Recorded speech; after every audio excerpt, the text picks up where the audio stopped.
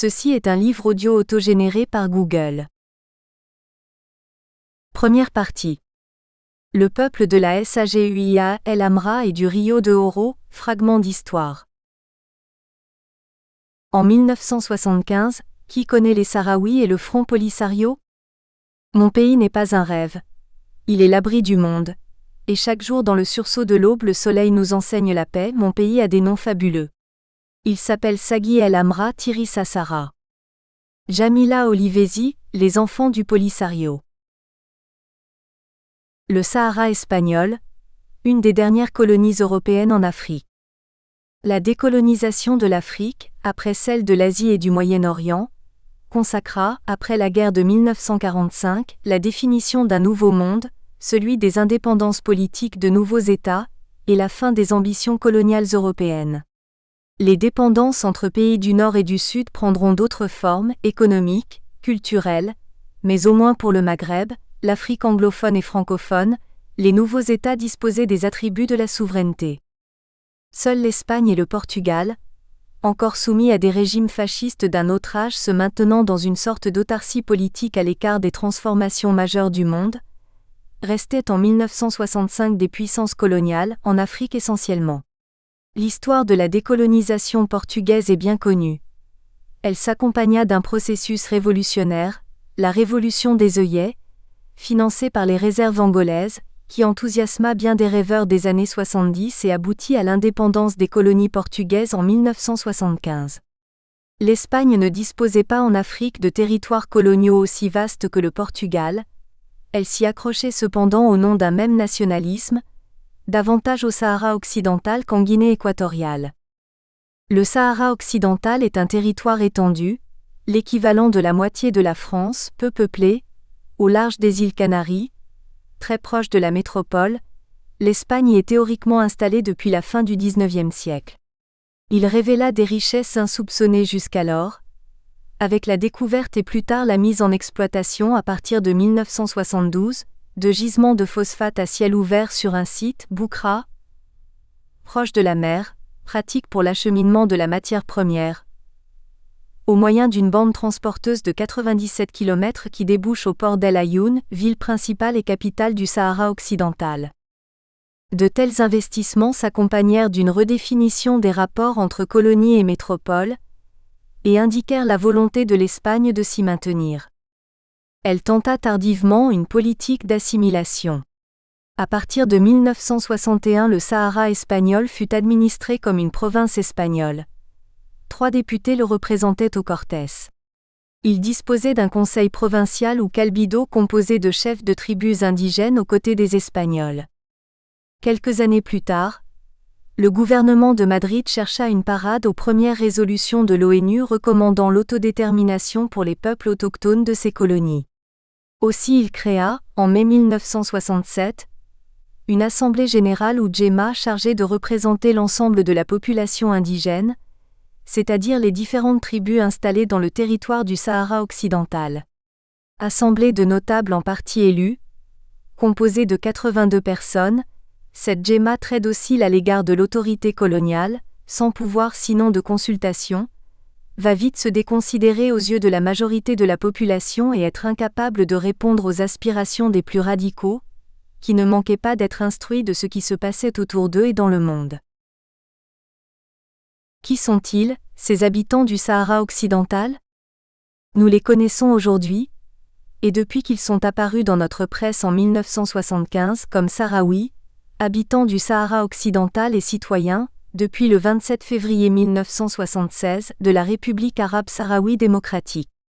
L'administration coloniale espagnole, comme toutes les autres, utilisait le terme « indigène » pour les distinguer des Européens. Le terme moro ou mort en français devait être le terme le plus courant chez les colons espagnols pour désigner ceux qui n'étaient pas eux. À quel moment le terme sahraoui est-il apparu et surtout a-t-il été couramment utilisé? Il me semble qu'il correspond vraiment à l'émergence d'un nationalisme sahraoui moderne, dont la première apparition publique correspond au rassemblement de Zemla en 1970 puis à la création en 1973 du Front Polisario, où la revendication de l'indépendance était intimement associée à l'unité du peuple s'exprimant par un nom général associé à la géographie du territoire, le Sahara, et permettant d'englober toutes les tribus sans avoir besoin de les nommer en tant que telles.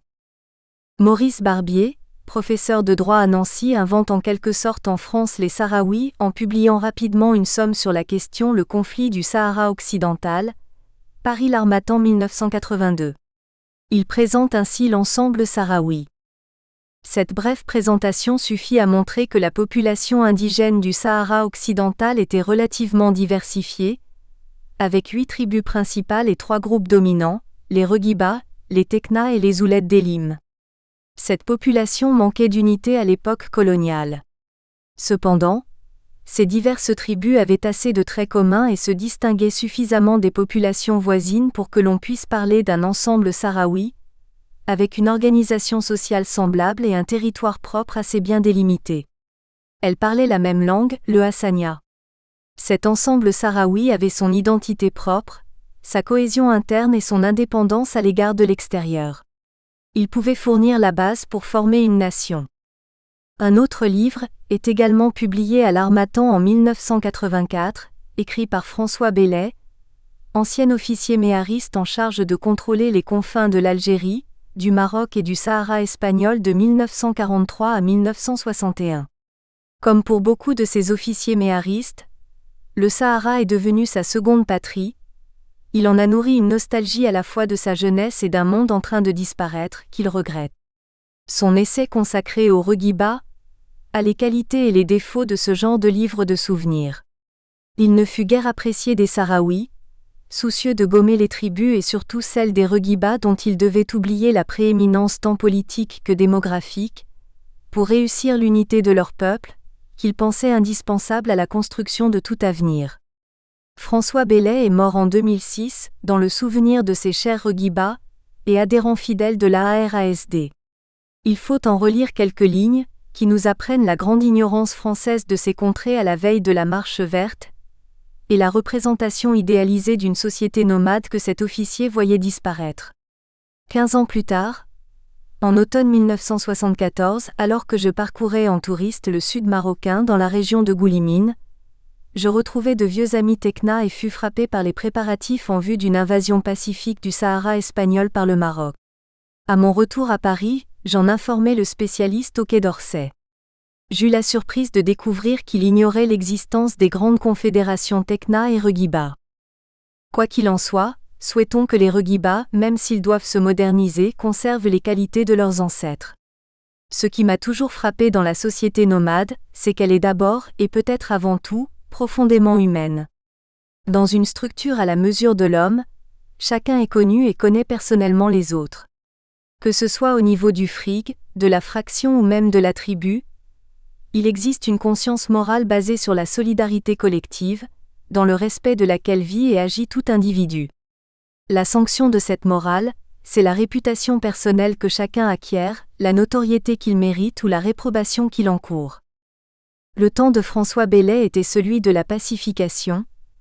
Les tribus du Sahara occidental avaient été tant bien que mal soumises et tentaient, dans les confins, de tirer avantage de ces frontières européennes en vendant au plus offrant des allégeances pas toujours sûres. Un autre témoin, quelques années plus tôt en 1932, y perdit la vie et son témoignage est bien différent. Michel Vieuxchange, après un service militaire passé dans le sud Maroc, s'exaspère d'une vie trop banale en France et rêve à nouveau de départ. Où partir quand on a 20 ans en 1928, que l'on recherche l'aventure, le danger, le dépassement de soi ? Chez les dissidents du sud marocain et du Rio de Oro. Bientôt avec insistance nous harcèle le nom du Rio de Oro.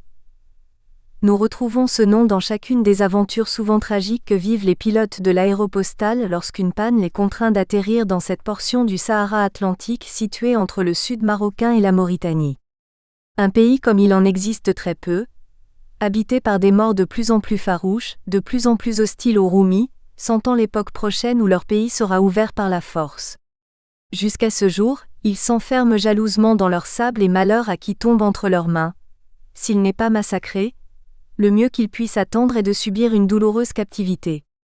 Le contour de l'aventure se précise, quand nous voyons dans cette région qui figure en blanc sur la carte, un point isolé, situé au confluent de nombreuses pistes et centres de brigandage et de fanatisme des morts du Sahara Atlantique, Smara. Ainsi, à 2 pas du Maroc que nous connaissons, il y a une carte à préciser, une ville à reconnaître, malgré l'hostilité des hommes et du désert, l'occasion d'un effort et d'un danger. Carnet de route de Michel Vieuxchange Smara, chez les dissidents du Sud marocain et du Rio de Oro, Paris, plomb 1932. Ce livre très lu avant la guerre, outre la description précise des régions parcourues et leur cartographie, outre cette aventure humaine très datée et ce qu'elle révèle des rapports des Européens avec l'ailleurs qui restait à conquérir, nous renseigne sur 2 aspects bien intéressants pour le sujet qui nous préoccupe, l'appui à l'indépendance des Sahraouis. Les morts du Sahara Atlantique sont clairement distingués des habitants du Sud Maroc, et le Sahara Atlantique est une région bien distincte entre le Maroc et la Mauritanie. Ils sont craints et diabolisés, toute situation favorable à de prochaines pacifications porteuses de civilisation. Bien des années plus tard, Sophie Caratini, étudiante en anthropologie, parcourait la Mauritanie indépendante pour étudier les tribus Reguiba, Ergueba, installées dans ce pays. Elle les rencontra longuement et ne cessa plus de les étudier, Reguiba de Mauritanie, mais aussi Reguiba du Sahara occidental devenu Sahraoui et Front Polisario. Quelques pages de ces travaux seront utiles pour appréhender quelques aspects de la vie traditionnelle des tribus du Sahara occidental. Parler de territoire, à propos d'une kabila ou tribu nomade, consiste à établir un lien privilégié entre l'histoire sociale du groupe et la portion d'espace qu'il contrôlait dans le contexte précolonial. Cette liberté de contrôle de l'espace par les groupes prendra fin avec ce qu'on a appelé la pacification, soit la conquête par les armées françaises d'abord puis espagnoles, de l'ensemble du Sahara. Le territoire détermine un réseau complexe d'interrelations entre la vie économique, la vie sociale et la vie politique. Occuper le territoire signifie en réalité en contrôler les points stratégiques que sont les lieux de passage obligés, points d'eau et passes. Cela signifie également être capable d'imposer aux autres groupes nomades la priorité d'accès pour les campements et troupeaux des Ergueba, aux pâturages verts qui se forment après les pluies d'hivernage. L'essentiel de leur territoire se trouvant dans une zone géographique dont les précipitations se situent en deçà de 50 mm d'eau par an, en moyenne, la localisation des pâturages verts est imprévisible. C'est dire qu'il y a des années où hommes et troupeaux sont obligés de parcourir jusqu'à 1000 km pour répondre aux besoins du cheptel. Le territoire des Ergueba englobe des régions dont on a constaté la complémentarité en ce sens que bien souvent, lorsqu'il pleut au Tiris, les pâturages sont secs dans la Sagia El Amra et vice-versa. Au-delà des contingences politiques, la cohésion interne des fractions Ergueba est donc indispensable à leur survie. Elle garantit, de par l'aspect collectif de l'appropriation des ressources pastorales, l'accès de tous à n'importe lequel des pâturages du groupe. Dans les circonstances exceptionnelles, de danger ou de concentration des populations sur des pâturages restreints, des assemblées extraordinaires, Aït-Arbaïn, sont constituées par la réunion des meilleurs éléments de toutes les fractions concernées. Les hommes désignés sont chargés à la fois de la défense et de la police intérieure. Perdre le contrôle de leur territoire n'aura peut-être pas empêché les éleveurs Ergueba de continuer à exploiter leurs ressources pastorales, mais lorsque les liens tribaux se distendent, les mécanismes s'essoufflent. Les Ergueba ont cependant maintenu une cohésion certaine, et les événements de 1958 et de 1975 ont montré que l'unité était capable de rejaillir et de se reconstituer rapidement en cas de crise.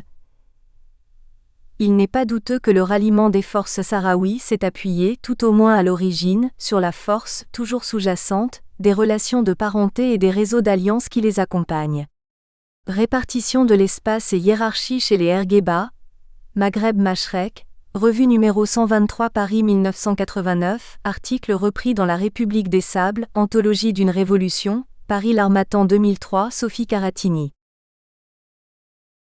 Quels sont les rapports des Sahraouis avec l'extérieur au début des années 70 ? Au-delà des frontières de l'Espagne, les Sahraouis étaient peu connus en France et en Europe. Nos anciennes cartes coloniales, avec l'Afrique française en rose, contournaient le Rio de Oro espagnol, représenté sans indication humaine ou topographique et toujours à petite échelle, celle du continent africain. Le Sahara occidental n'avait ainsi guère d'existence, et était de fait de petite dimension dans les représentations. Du désert, les Français ne connaissaient que les Touaregs du Sahara central et le Petit Prince, sur sa drôle de planète, qui ne renseignait guère sur les habitants du Sahara occidental. Ignorance largement partagée par la presse et la diplomatie. C'est la très large popularisation de la Marche verte, qui consacrait la libération de la dernière colonie africaine, le Sahara espagnol, de manière pacifique, qui le fit venir au premier plan et favorisa la prise de conscience de l'existence d'un territoire colonial avec de vrais habitants. Comme les Touaregs, c'étaient également des hommes bleus, organisés contre une présence coloniale qui s'était attardée, et qui semblait ne pas partager avec l'armée marocaine un même point de vue sur leur libération. À quel moment s'est-on rendu compte de la très habile manœuvre du roi Hassan II qui faisait mine de mobiliser son peuple pour affronter le colonisateur espagnol, et qui simplement réoccupait ce territoire au nom de l'histoire? Le Maroc n'avait pas si bonne presse chez les progressistes français et européens, et la sensibilité aux luttes de libération, le soutien des Palestiniens, des Vietnamiens et très vite de l'Algérie aux Sahraouis organisés en front, le Front Polisario, permit de déjouer la manœuvre. D'autre part, les principaux intéressés ne voulaient pas être libérés de cette façon et commençaient à le faire savoir. Sophie Caratini, qui était en 1975 en Mauritanie, les rencontra. Son témoignage, publié en 1993 dans son livre Les enfants des nuages, rend bien compte de leur détermination et de leur isolement. L'oncle me conduit dans un dédale de rue sableuse, vers une maison de terre. Je me sens poussé en pleine lumière devant une assemblée que l'étonnement rend soudain silencieuse. Un jeune homme se dresse et prend la parole dans un très bon français. Votre présence ici est très importante pour nous. Nous sommes très heureux de voir que quelqu'un s'intéresse enfin au sort de notre peuple. Personne jamais ne nous rend visite. C'est pourquoi votre venue est pour nous un événement considérable. D'où viens-tu? Que viens-tu faire à Zouérate? Leur porte-parole entreprend de m'exposer la situation du Sahara occidental. Tous les pays du Maghreb et de l'Afrique de l'Ouest sont devenus indépendants, sauf le Sahara espagnol. Pour endormir les Sahraouis, l'Espagne a dépensé beaucoup d'argent, les notables ont été choyés, leurs fils envoyés à l'université à Madrid. D'autres sont allés étudier à Rabat, à Tunis et sont revenus avec l'intention de lutter pour l'indépendance. Alors ils ont créé le Front Polisario qui a déclaré la lutte armée le 20 mai 1973. Nous voulons construire une société juste et égalitaire. Le roi Hassan II ne veut pas nous soutenir. Il a le culot d'affirmer que le Sahara occidental et la Mauritanie lui appartiennent. Aujourd'hui nous avons très peur du rôle qu'on veut faire jouer à la Cour internationale de justice de La Haye. Paul Balta, journaliste de talent, correspondant du Monde à Alger depuis 1973, fut envoyé par son journal à El Ayoun en mai 1975 alors qu'une mission des Nations Unies enquêtait sur place. Il a avant tout le monde couvert cette question encore très mal connue, autant dans le monde quotidien que dans le monde diplomatique, qui consacra à cette question une page dans son numéro d'août. Comme Sophie Caratini, il rencontra nombre de militants indépendantistes et fut particulièrement impressionné de sa rencontre avec El Wali, ainsi qu'il en a témoigné quand nous l'avons rencontré en juin 2007 et qu'il nous sortit de ses précieuses boîtes d'archives, les articles de ces années, classés avec soin par sa femme également journaliste, Claudine Rouleau. Le 3 juin 1975, Paul Balta, envoyé spécial, écrit dans Le Monde, 6 heures d'entretien avec le principal dirigeant du Front populaire qui se présente sous le nom de Saïd et d'autres responsables, ont constitué le troisième temps fort de la mission d'enquête. Élancé, visage fin, regard ardent, Saïd, que nous avons rencontré dans la nuit du 30 au 31 mai, nous a fait un long historique de la population sahraoui qui, affirme-t-il, ne s'est jamais confondue avec celle du Maroc et de la Mauritanie. Notre deuxième congrès, poursuit-il, a eu lieu du 25 au 31 août 1974. Il prévoit la création d'une république arabe non alignée. Nous nous étonnons donc que la Cour internationale de justice de La Haye discute actuellement de notre cause en notre absence alors que nous sommes les principaux intéressés. D'ailleurs, la mission de l'ONU a pu constater la réalité sur place. Des militants arrivés à dos de chameau de la Saguier El Amra, au nord du territoire, expliquent que M. Haké, président de la commission d'enquête de l'ONU, a été témoin à El Ayoun d'un coup de théâtre dont les Espagnols ont été les premiers surpris. Au cours d'une manifestation, les militants du PUNS, Parti de l'Unité nationale sahraoui, seul mouvement légalement reconnu et qui semblait avoir la bénédiction de Madrid, ont soudain arboré des drapeaux du Polisario et se sont révélés être des partisans de ce mouvement.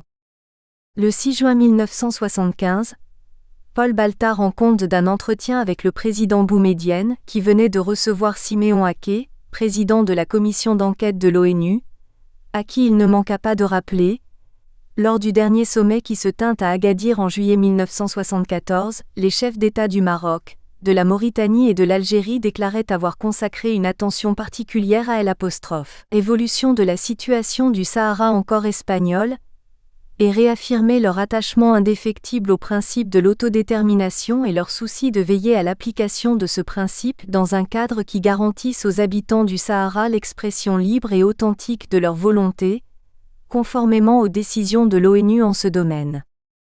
Aujourd'hui, 32 ans plus tard, Paul Balta se souvient de cet entretien.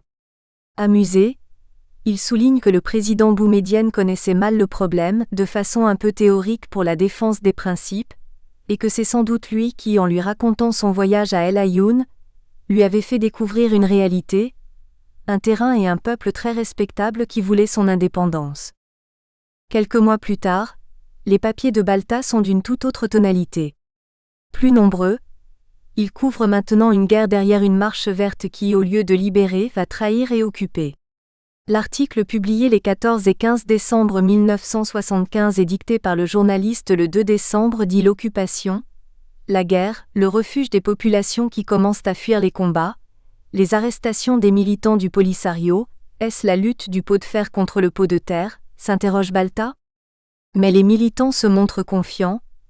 Notre peuple aguerri par une longue tradition de résistance connaît parfaitement le terrain. D'autres témoignages, celui de Denis Prienne, directeur des éditions Harmattan, celui de Nicole Gagné au tout premier moment du soutien au Polisario, rappellent la présence comme étudiants à Rabat des principaux fondateurs du mouvement de libération, leur activisme dans les universités marocaines et leur espoir encore vivace jusqu'en 1972 d'être soutenus par le Maroc pour se débarrasser de la présence espagnole. Denis Prienne, qui venait de créer sa librairie, se souvient de la difficulté en 1975 pour trouver des livres sur la question et rappelle au contraire la présence l'année suivante de visiteurs très résolus organisés en commando pour récupérer tout ce qui pouvait concerner le sujet et contredire la marocanité du Sahara. Le livre de Michel Vieuchange par exemple en faisait partie. J'ai retrouvé dans une des toutes premières brochures éditées par le Front Polisario le texte d'une conférence de presse tenue à Paris en mai 1975. Qui s'en souvient? Un journaliste s'était-il ce jour-là déplacé? Une histoire et une société décrite et racontée par les intellectuels sahraouis, pour mieux se faire comprendre et se projeter dans l'avenir. Une première observation s'impose, les intellectuels sahraouis, ceux qui écrivent et qui s'adressent à l'extérieur en français et en espagnol, sont les cadres du Polisario. Ainsi El Wali Mustafa Sayed, premier secrétaire général, est un étudiant brillant qui poursuit des études de droit à Rabat jusqu'en 1972, tout en militant et en pensant l'avenir de son pays encore colonisé par l'Espagne. Intellectuels engagés dans une pratique aux multiples dimensions, sociale, culturelle, politique et militaire, ils vont mettre leur plume au service de la cause nationale. Le premier message fut celui que donna El Wali à Ahmed Baba Miske quand il lui demanda d'écrire un livre sur le Sahara occidental. Bon. Explique-leur notre peuple. Je suis sûr que s'ils savaient, ils nous soutiendraient contre les horribles colonialistes, contre les prétentions de l'expansionnisme. Notre peuple est beau, humain, courageux, il ne veut de mal à personne. Ce que nous voulons, c'est présenter notre peuple. Ahmed Baba Miske, intellectuel de nationalité mauritanienne, professeur à Vincennes et membre du bureau politique du Front Polisario, se mit au travail. Il était dans la bande le plus âgé et le plus expérimenté pour sortir un grand livre en 1978, Front Polisario, l'âme d'un peuple, qui enthousiasma les premiers sympathisants de la cause sahraoui tant il racontait avec empathie et générosité l'engagement téméraire, radical des Sahraouis face à des adversaires très puissants. D'autres livres suivront en français. Celui de Mohamed Sidati, également membre fondateur du Front Polisario, aujourd'hui ministre conseiller chargé de l'Europe, Les chemins sahraouis de l'espérance, publié en 1987 à Paris aux éditions de l'Harmattan.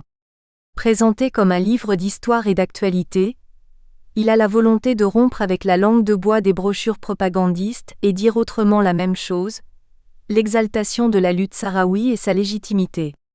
Il se dissimule derrière un pseudonyme, Zéhin Saad, pour se donner une plus grande liberté de ton. Mohamed Sidati, alors représentant du Polisario en France, est certainement un des premiers à se poser des questions sur l'adaptation de leur communication avec l'Europe, pour une meilleure compréhension du message. 10 ans plus tard, Mohamed Fadel Ismail, autre intellectuel et militant de la première heure, publia en 1998 et 2001 deux livres également à l'Harmattan, Les Sahraouis et la République sahraoui. Enfin, Ali Omar Yara, intellectuel revendiquant une indépendance de pensée à l'égard de l'organisation politique sahraoui, sociologue formé en France après des études à El Ayoun, est aujourd'hui un des auteurs de référence qui propose un modèle de réflexion et d'analyse plus théorique. Un des co-rédacteurs des Cahiers de l'Ouest saharien, revue de recherche universitaire. À ce titre, il publie régulièrement et mène un travail autonome d'histoire et de sociologie prenant le temps d'aller au-delà de l'action et de la gestion du présent. Ces textes publiés depuis 30 ans, il convient de les relire pour comprendre les représentations que les Sahraouis entendent donner d'eux-mêmes et de leur histoire. Voisins et pourtant différents et bien distincts, c'est ce que le tout premier comité d'histoire, qui adressa un mémorandum au comité de décolonisation de l'ONU le 2 mai 1975, repris dans la brochure publiée en mai 1975 Le peuple sahraoui en lutte, 2 mai 1975, repris dans la brochure publiée en mai 1975 Le peuple sahraoui en lutte, s'employa à démontrer. L'accent a été mis sur le fait qu'à l'arrivée des colons espagnols, notre pays n'était pas un res nullius, qu'il était habité par nos ancêtres constitués en tribus bien organisées institutionnellement. Il a été également démontré que notre pays n'a jamais été soumis au sultan du Maroc, ni à l'ensemble mauritanien. À la base, il y a la famille, à laquelle se superpose la tribu. La tribu peut être divisée en fractions avec un chef de tribu qui incarne une autorité comparable à celle d'un souverain. À côté du chef, il y a la djemma, qui est une assemblée délibérante. On ne retrouve cette structure qu'avec les Kabyles en Algérie. Chez les tribus guerrières, il y a en plus un conseil de guerre créé chaque fois qu'il y a un danger extérieur qui menace la confédération tribale qui s'appelle le Haït Arbin. Cette structure sociale est unique et caractérise notre pays par rapport au système voisin. Un autre élément à cette époque était considéré comme un signe de rattachement ou de dépendance à une souveraineté royale ou émirale.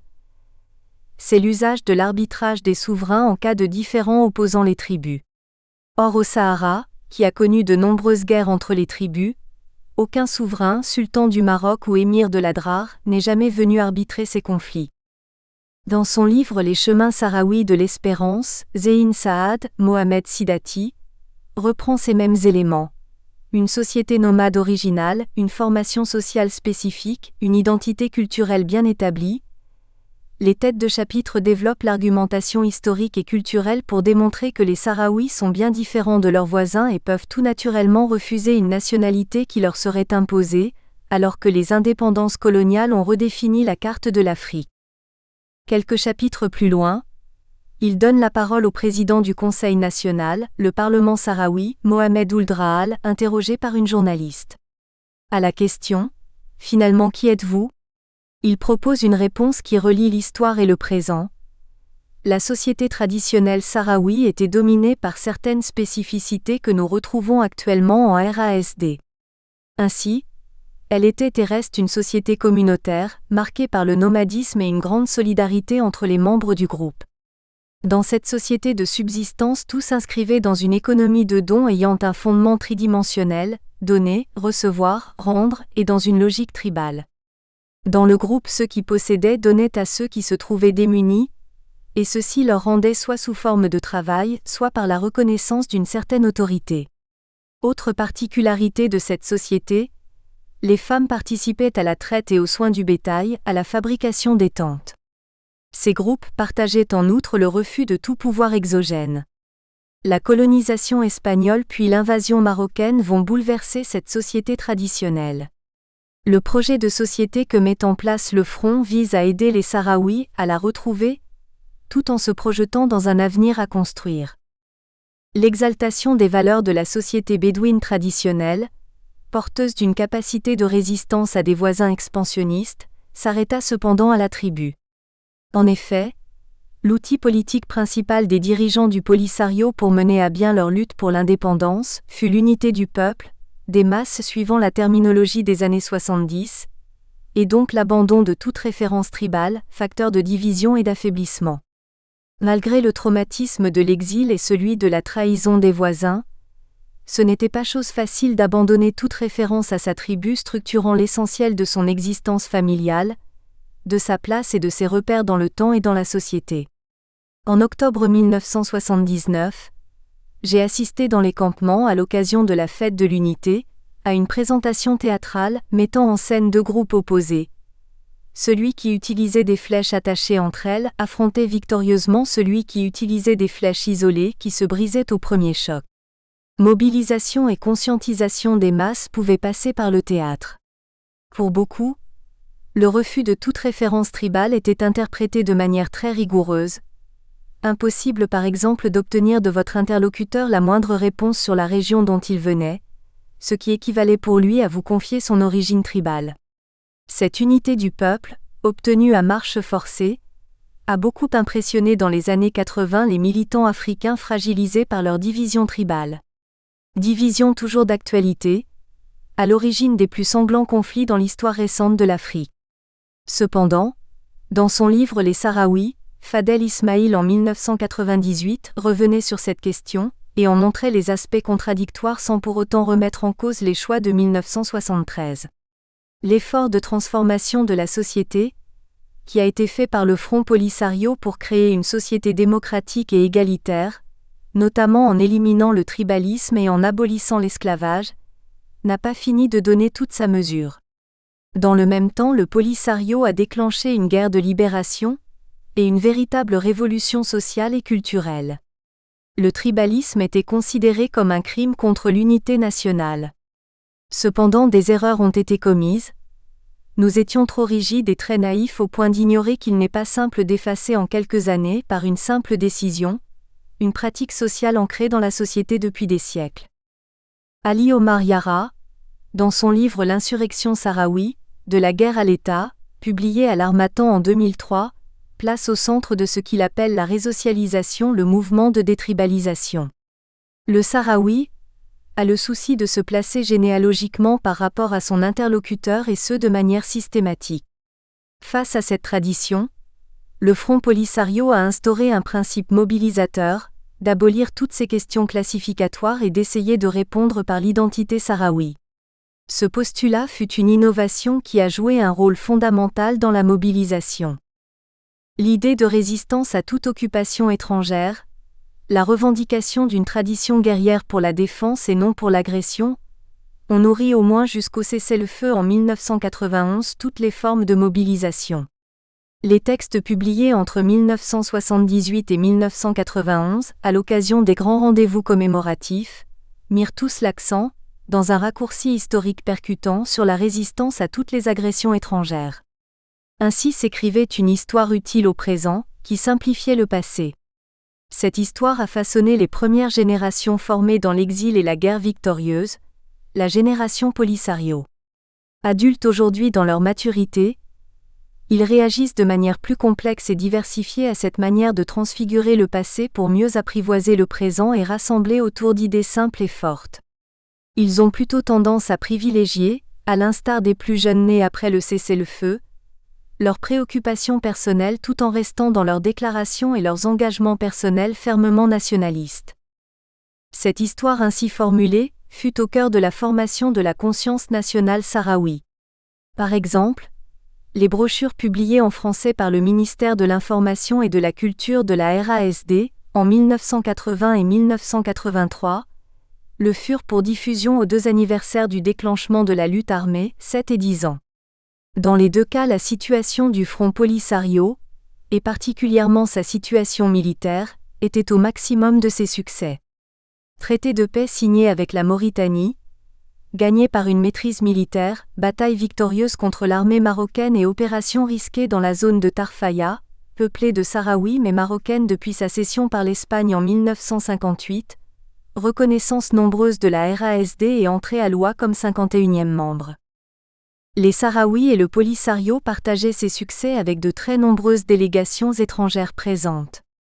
De tout temps, le peuple sahraoui a résisté contre les tentatives de pénétration coloniale pour préserver son indépendance, son identité nationale.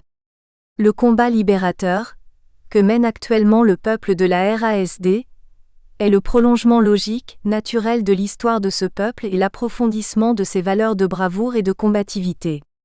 Il épuise ses vertus dans l'esprit de sacrifice et d'unité dont il a toujours fait preuve face aux tentatives de pénétration étrangère qui menaçaient, bien avant la pénétration espagnole, son intégrité territoriale et sa souveraineté nationale.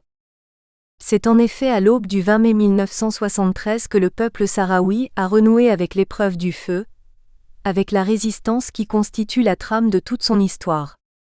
10 jours seulement après la création du Front Polisario qui sera désormais et pour toujours l'incarnation des aspirations aussi anciennes que le peuple sahraoui lui-même, d'une volonté tenace de vivre dans la liberté, la dignité, le plein exercice de la souveraineté et non dans la soumission, l'humiliation comme le voulaient certains.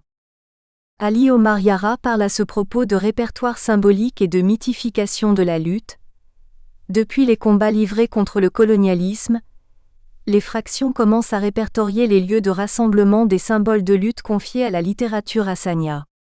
La longue tradition de résistance contre l'occupation européenne est le fondement des références symboliques liées à la bravoure de l'homme sahraoui.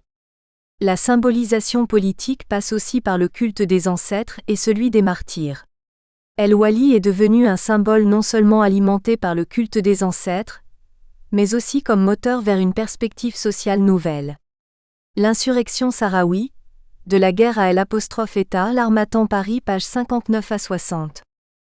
Ces trois aspects n'épuisent pas les sujets traités par les auteurs sahraouis, qui parlent de manière circonstanciée de la mise en place de leur État et de l'administration des campements, laboratoire social et État en exil, à la fois en temps de guerre et en temps de paix ainsi que leurs efforts continus, quel que soit le rapport de force, pour imposer leurs bons droits à une communauté internationale indifférente. Car les Sahraouis, en dépit de leur courage et de leur ténacité, ont-ils les moyens de gêner spectaculairement le bon ordre du monde ? Tout juste le bon ordre régional en empêchant durablement le fonctionnement de l'Union du Maghreb arabe. Mais l'incapacité de l'ONU à mettre en œuvre ces résolutions et à imposer au Maroc un référendum d'autodétermination ne les pas empêchés de consolider leur État et leurs institutions, qui fonctionnent et laissent émerger une société civile. Cette situation est effective, au-delà des campements où ils sont réfugiés depuis 1976, partout où se trouvent des citoyens sahraouis. Par exemple, les enfants des campements passent chaque été des vacances en Europe. Dans les groupes, on trouve ceux que les responsables appellent émigrés du Sud ou du Nord. Ce sont les enfants qui habitent en Mauritanie ou à Tindouf qui ont les mêmes droits, dans ce cas partir en Europe, que les enfants des campements. Ali Omar Yara fait justement remarquer dans son livre « L'insurrection sahraoui », de la guerre à l'État, née de la guerre et non pour la guerre, la RASD a montré depuis 1991 sa capacité à fonctionner en temps de paix. L'État gère non seulement les campements mais les territoires libérés, et étend les lois républicaines aux citoyens sahraouis en Mauritanie. Du Polisario à la RASD, une existence internationale qui s'impose. La mobilisation des masses quand elle se réalise à l'occasion de la guerre de libération, introduit dans chaque conscience la notion de cause commune, de destin national, d'histoire collective. Frantz Fanon, Les damnés de la terre. De la résolution 1514 fondatrice de la décolonisation, à l'avis de la Cour internationale de justice. Pour la première fois, le Sahara espagnol fit l'objet en 1960 de l'attention de l'Assemblée générale des Nations unies quand l'Espagne, membre de l'organisation depuis 1955, reconnu auprès de la 4e commission de décolonisation que le Sahara n'était pas une de ses provinces mais un territoire dont il est question au chapitre 11 de la Charte, un territoire non autonome ou colonial, et au sujet duquel elle transmettrait des renseignements. Dès lors, les Nations Unies gardèrent sous la main le dossier inscrit régulièrement sur les tablettes de l'Assemblée générale puis du Conseil de sécurité, mais il faut bien le reconnaître, avec une certaine nonchalance. La mécanique s'enclencha en 1962, quand le comité chargé de l'application de la Déclaration sur l'octroi de l'indépendance aux peuples et aux territoires coloniaux, déclaration fondatrice de la décolonisation, fit figurer le Sahara dans la liste des territoires non autonomes établis par lui. 2 ans plus tard, le 16 octobre 1964, la première résolution fut adoptée à l'unanimité par le comité spécial, avec cependant les réserves du Maroc et de la Mauritanie adroitement étouffées. S'adressant à l'Espagne, il lui demanda de prendre des mesures immédiates en vue de l'application totale et inconditionnelle des dispositions de la Déclaration sur l'octroi de l'indépendance aux peuples et aux territoires coloniaux. L'Assemblée générale adopta sa première résolution le 16 décembre 1965, puis adopta jusqu'à la proclamation de la RASD le 27 février 1976, 10 résolutions du même type, réaffirmant à chaque fois le droit à l'autodétermination du peuple du Sahara espagnol. De leur côté, les États du Maghreb n'étaient pas en reste et se prononcèrent, Maroc et Mauritanie compris, pour l'autodétermination du peuple du Sahara espagnol. Tant dans les instances onusiennes, à l'OIA, au mouvement des non-alignés, que dans les nombreuses réunions tripartites où chaque année se retrouvaient depuis l'indépendance algérienne le Maroc, la Mauritanie et l'Algérie, où jamais n'était oublié le Sahara espagnol. À l'OIA en particulier, qui prit nettement position à partir de 1972 pour l'autodétermination du peuple du Sahara occidental sans trop insister sur l'indépendance. L'Assemblée générale à partir de 1970 commença à s'impatienter au vu de l'opposition à la présence espagnole qui s'organisait, et dont l'expression pacifique à El Ayoun en 1970 provoqua une violente répression, des dizaines de morts et des centaines d'arrestations, et la disparition du leader anticolonial, Mohamed Bassiri, premier martyr de l'indépendance. Ce qui conduisit l'Assemblée générale à se déclarer solidaire de la légitime lutte du peuple du Sahara dans la lutte qu'il mène pour l'exercice de son droit à l'autodétermination et à l'indépendance. La création du Front Polisario, le 10 mai 1973, et la décision de la lutte armée pour recouvrer sa liberté totale et déjouer les manœuvres du colonialisme espagnol, consacra un processus de radicalisation qui aurait dû rapidement déboucher sur l'indépendance ainsi que le réclama le 2e congrès du Front Polisario, en août 1974. De son côté, l'administration coloniale espagnole essayait de maîtriser une situation devenue dangereuse en donnant plus de place aux notables modérés et donc à la Djema, qui réclamait de son côté un référendum. Maroc et Mauritanie s'en inquiétèrent et obtinrent de l'Assemblée générale qu'elle sollicite la Cour internationale de justice pour un avis consultatif relatif au statut du territoire au moment de la colonisation et sur la question de ses relations juridiques avec le Maroc et la Mauritanie. L'Assemblée retint le référendum que l'Espagne s'apprêtait enfin à organiser et chargea le comité de décolonisation d'organiser une mission dans le territoire, composée de représentants de la Côte d'Ivoire, de Cuba et de l'Iran pour instruire son dossier. Mission qui justifia la première enquête de l'envoyé spécial du Monde, Paul Balta, et qui commença à sortir de la grande clandestinité médiatique, les Sahraouis. À La Haye, la Cour internationale de justice rendit son avis le 18 octobre 1975 et, contrairement aux attentes du Maroc et de la Mauritanie, écarta sans ambiguïté leurs revendications territoriales en reconnaissant que ce territoire n'était pas sans maître au moment de la colonisation et qu'il relevait du droit de la décolonisation. Ce texte qui sert toujours de référence quand il est question du droit des Sahraouis, est important à rappeler.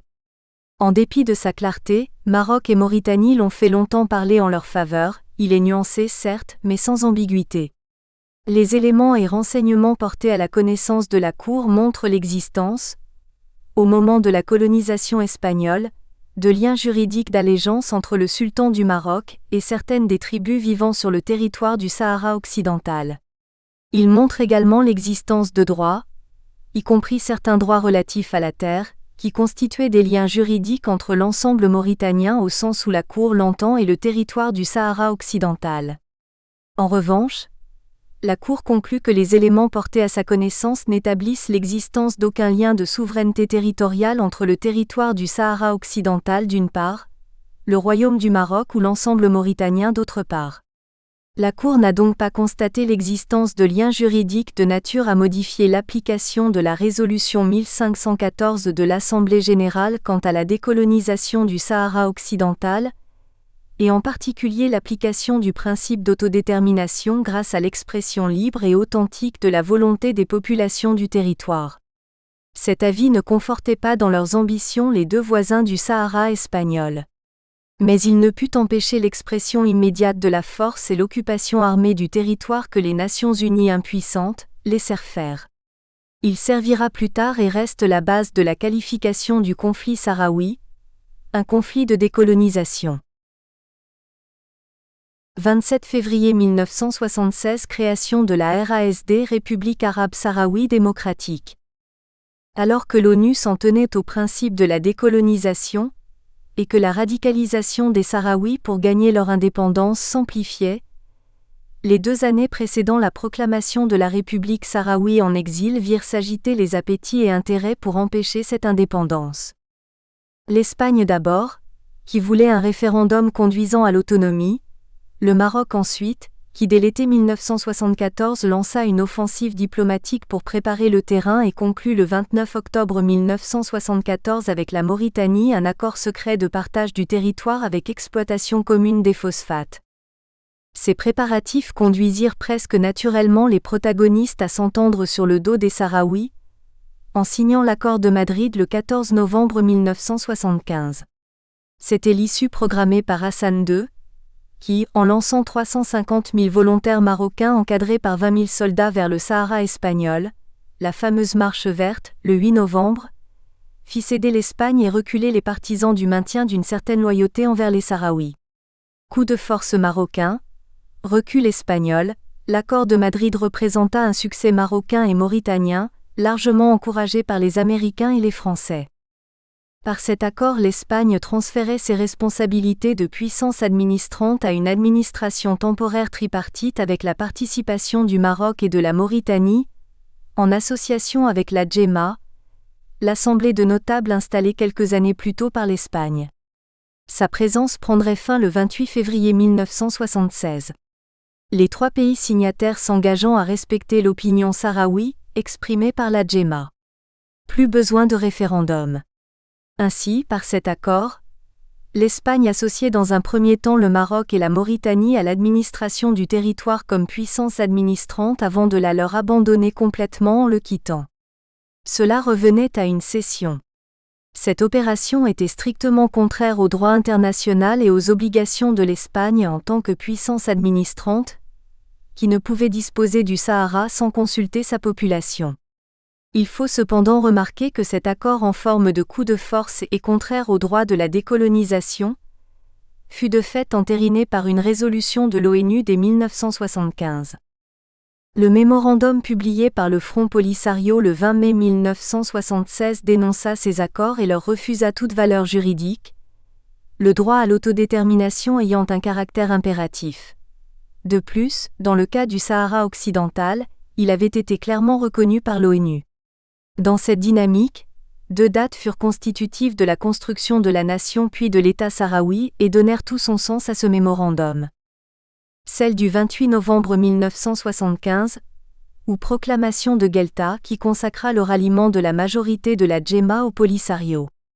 Elle se constitua en Conseil national provisoire, et reconnut le Front Polisario comme représentant légitime des Sahraouis. Face à la trahison espagnole, aux appétits de leurs 2 voisins, les notables chefs de tribus se ralliaient aux jeunes radicaux, instruits en Europe, porteurs d'une modernité sociale et politique bien éloignée pourtant de leur mentalité. Menacé dans son existence, le peuple sahraoui, devant l'incapacité de l'ONU de garantir l'application du droit de la décolonisation, fut dans l'obligation de se substituer aux Nations Unies en proclamant la République le 27 février 1976, dès le départ de l'Espagne, et de remplacer ainsi la puissance administrante défaillante avec la proclamation d'un État indépendant. Cet État revendiquait dès sa création un non-alignement et proclamait son attachement aux chartes de l'ONU, de l'OIA et de la Ligue arabe ainsi qu'à la Déclaration universelle des droits de l'homme. Les dirigeants sahraouis se situaient ainsi avec responsabilité dans le concert des nations et de ses organisations alors que le contexte, trahison de l'Espagne, défaillance de l'ONU, ne les y invitait guère. Surtout le nouvel État sahraoui proclamé dans l'exil appelait les pays frères et tous les États du monde à le reconnaître. Les reconnaissances du Front Polisario et de la RASD, expression d'une solidarité et du respect du droit international. La pérennité du nouvel État dépendait en effet beaucoup de ces reconnaissances, exprimant la légitimité de la proclamation d'indépendance et un soutien à celle-ci. Avec l'appui, au départ, de la diplomatie algérienne, les jeunes militants diplomates de la RASD s'employèrent à convaincre les capitales du monde en conjuguant les effets de leur action politique et de l'action militaire sur le terrain. Les avril 1976, 10 États avaient reconnu la RASD, dont 9 États africains et la Corée du Nord, dans l'ordre Madagascar, Burundi, Algérie, Bénin, Angola, Mozambique, Guinée-Bissau, Togo, Rwanda. Cette première vague de reconnaissance était de conviction, États africains rangés dans le camp progressiste et ou proche de l'Algérie. Pour autant l'URSS ne s'engagea pas, ni les premières semaines ni plus tard, sans doute pour préserver ses intérêts économiques au Maroc et ne s'aliéner aucun État du Maghreb. Les reconnaissances furent moins nombreuses les 2 années suivantes, 6 États davantage dispersés géographiquement qu'en 1976, Yémen du Sud, Seychelles, Congo, Sao Tome et Principe, Panama et Tanzanie. Cependant le processus engagé en Mauritanie, qui aboutit à la signature d'un accord de paix avec le Polisario le 5 août 1979 consacra les succès diplomatiques de la RASD et la multiplication des reconnaissances. 17 pays en 1979, Éthiopie, Vietnam, Cambodge, Laos, Afghanistan, Cap-Vert, Grenade, Guyana, Dominique, Sainte-Lucie, Jamaïque, Ouganda, Nicaragua, Mexique, Lesotho, Zambie. 12 pays en 1980, Cuba, Iran, Sierra Leone, Syrie, Libye, Swaziland, Botswana, Zimbabwe, Tchad, Mali, Costa Rica, Vanuatu. Pouvaient intervenir aussi dans ces reconnaissances la dynamique des organisations régionales favorisant l'engagement d'États stimulés par les positions prises collectivement, qui en même temps rappelaient solennellement le droit international. Ainsi, le sommet des non-alignés réunis en 1979 à La Havane favorisa l'expression de ces solidarités du Sud. De même, les pays membres du Front de la Fermeté créé en décembre 1977 pour s'opposer à la politique de l'Égypte à l'égard d'Israël, reconnurent la RASD lors de leur réunion de Tripoli en avril 1980, et apportèrent 2 reconnaissances nouvelles importantes car venant de pays arabes, la Libye et la Syrie. L'OLP membre de ce front ne s'engagea pas clairement, la résolution ne faisant état que des pays membres, et utilisa un double langage pour ne se fâcher avec personne. En août 1981, à l'occasion d'une réunion des pays du Pacifique à Vanuatu, 5 États du Pacifique reconnurent à leur tour la RASD, Kiribati, Nauru, Papouasie-Nouvelle-Guinée, île Salomon, Tuvalu. En 1981, 50 pays reconnaissaient officiellement la RASD, 26 en Afrique, 10 en Amérique latine, 8 en Asie et 6 en Océanie. L'ONU et l'OIA avaient-elles de leur côté joué un rôle, ou au mieux tenu compte de ces reconnaissances? Maurice Barbier avec sa modération habituelle parlait d'attentisme. Le conflit du Sahara occidental page 236. En effet, les Nations Unies, tout en ayant refusé le fait accompli de la Marche verte, se débarrassèrent de ce dossier encombrant en le transmettant à l'OIA. Ce serait la première fois qu'une question de décolonisation serait susceptible d'être traitée par une organisation régionale. Tout en étant fermement attachée au respect des frontières coloniales, principe inscrit dans sa charte, l'OIA était en 1976 divisée sur cette question. Partagée entre les États du camp progressiste, ayant pour certains très vite reconnu la RASD, et ceux engagés aux côtés du Maroc. Les dirigeants africains étaient également tiraillés entre l'activisme diplomatique marocain et ses tentations de mépris. Hassan II ne parlait-il pas des réunions tam-tam à propos des sommets de l'OIA? Le sommet de Khartoum, en juillet 1978, décida de la création d'un comité des sages ou comité ad hoc composé de 5 chefs d'État dont le président en exercice, chargé d'étudier le problème. L'année suivante à Monrovia, les chefs d'État et de gouvernement approuvaient les propositions du comité ad hoc. Cessez-le-feu, exercice par les populations du Sahara occidental de leur droit à l'autodétermination sous le contrôle de l'ONU et de l'OIA.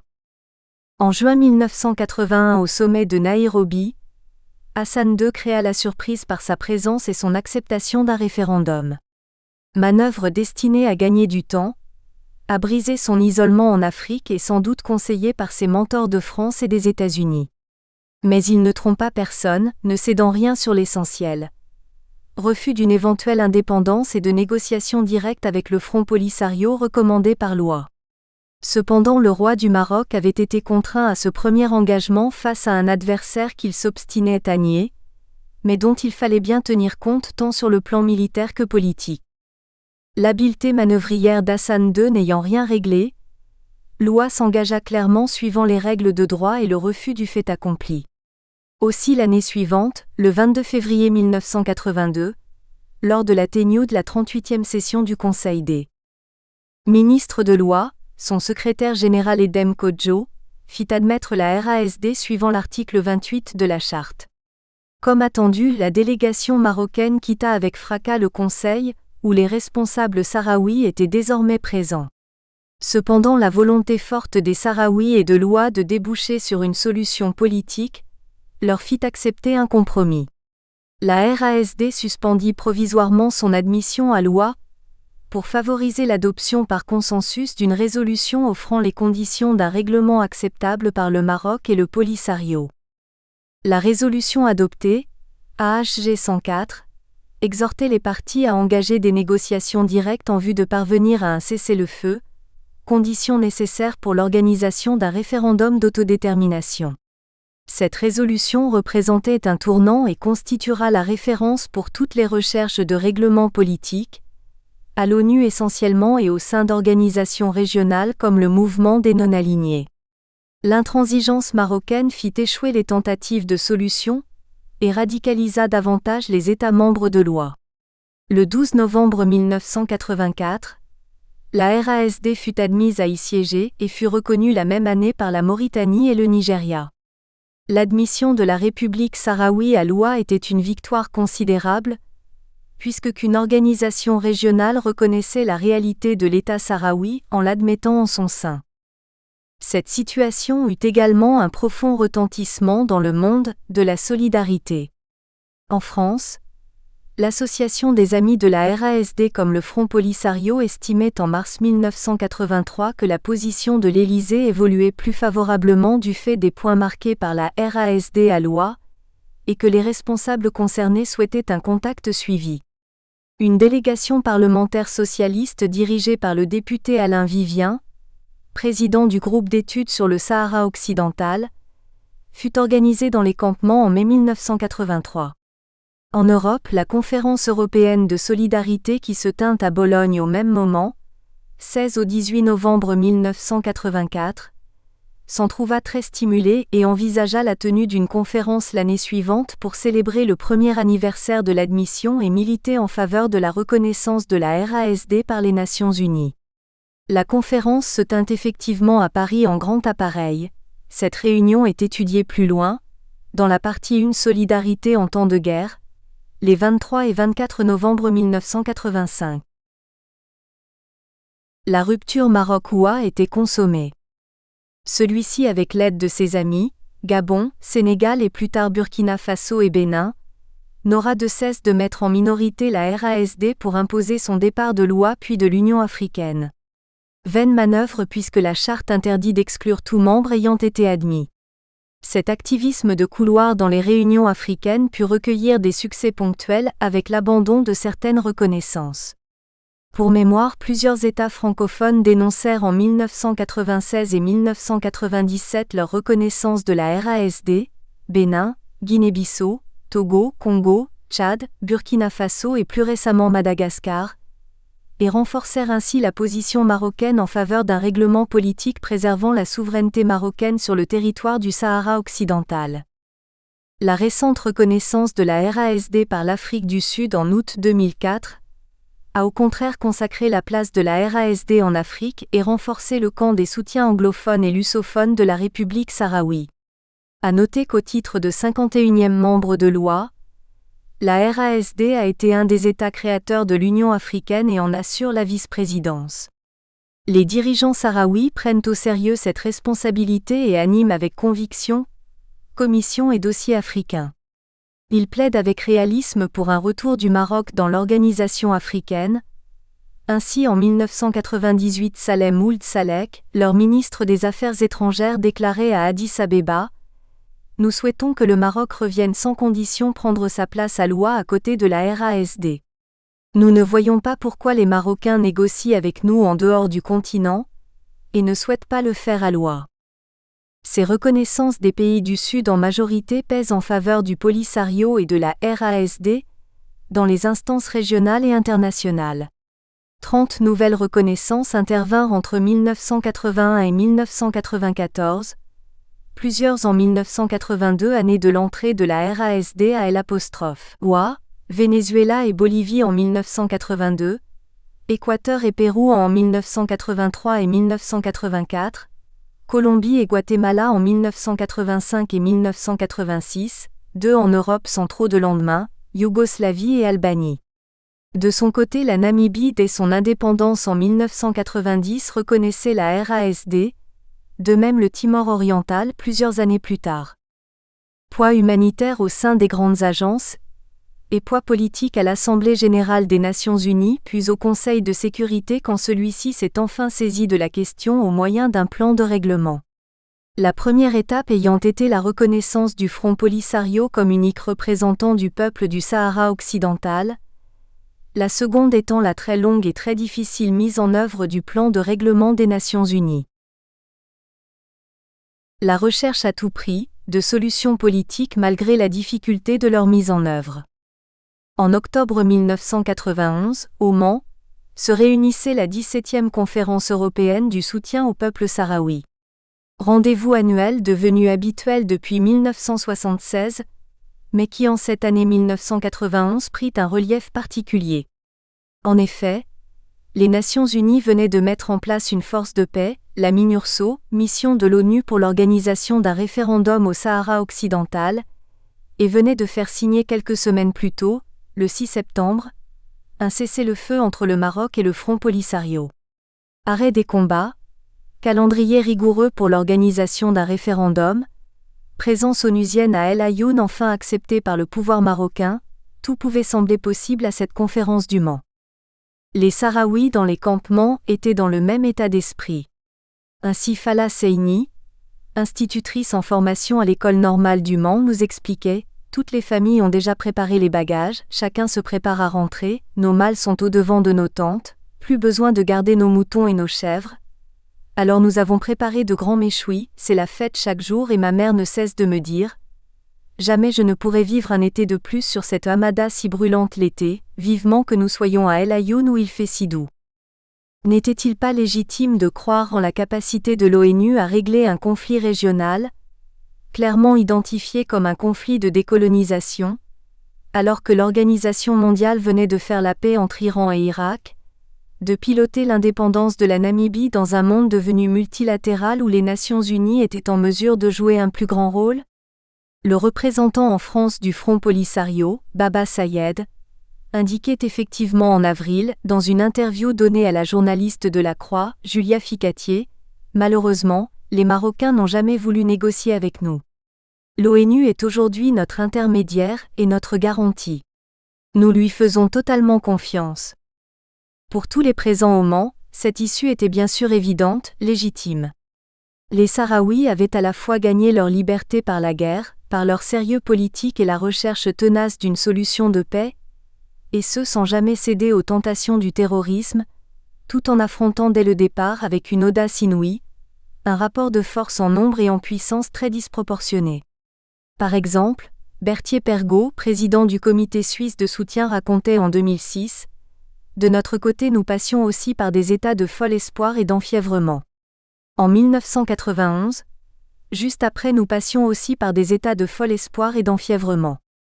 En 1991, juste après le cessez-le-feu, n'avions-nous pas entrepris des démarches pour louer une maison à El Ayoun et en faire l'antenne de notre comité pour suivre le processus référendaire.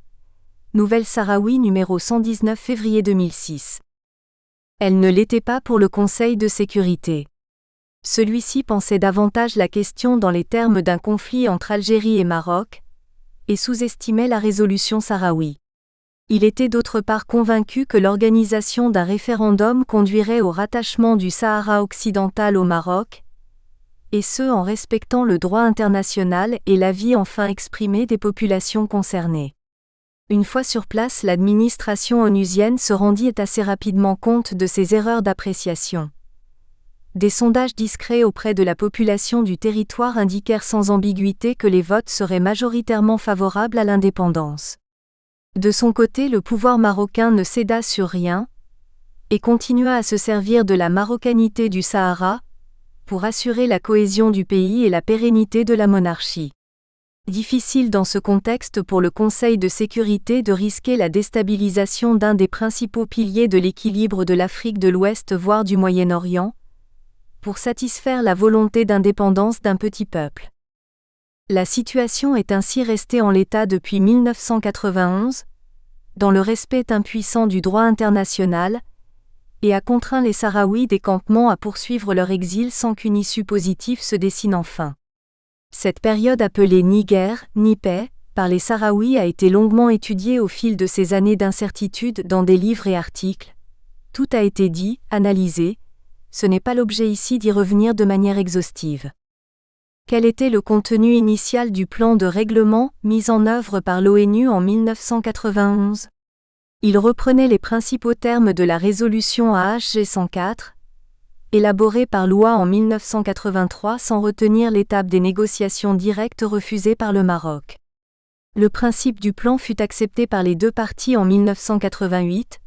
Les Nations Unies y travaillèrent et le secrétaire général, M. Javier Pérez de Cuellar, le proposa pour approbation au Conseil de sécurité le 27 juin 1990, qui adopta ensuite à l'unanimité l'année suivante, le 29 avril 1991, la résolution 690 approuvant le plan et sa mise en œuvre. Les Sahraouis avaient le choix entre l'indépendance et l'intégration au Maroc. Le corps électoral serait établi à partir des résultats du recensement espagnol de 1974, avec une possible réactualisation démographique. L'armée marocaine serait réduite, les troupes demeurant au Sahara occidental et les forces du Polisario seraient consignées dans des positions fixes sous la surveillance de l'ONU. La MINURSO et le représentant spécial du secrétaire général seraient chargés d'identifier les électeurs et d'appliquer les mesures nécessaires pour assurer un référendum libre et régulier sans contrainte militaire ou administrative. Le plan prévoyait un calendrier précis de mise en œuvre démarrant avec le cessez-le-feu, passant par l'identification des électeurs, la période clé de mise en œuvre appelée période intérimaire commençant après la publication des listes électorales.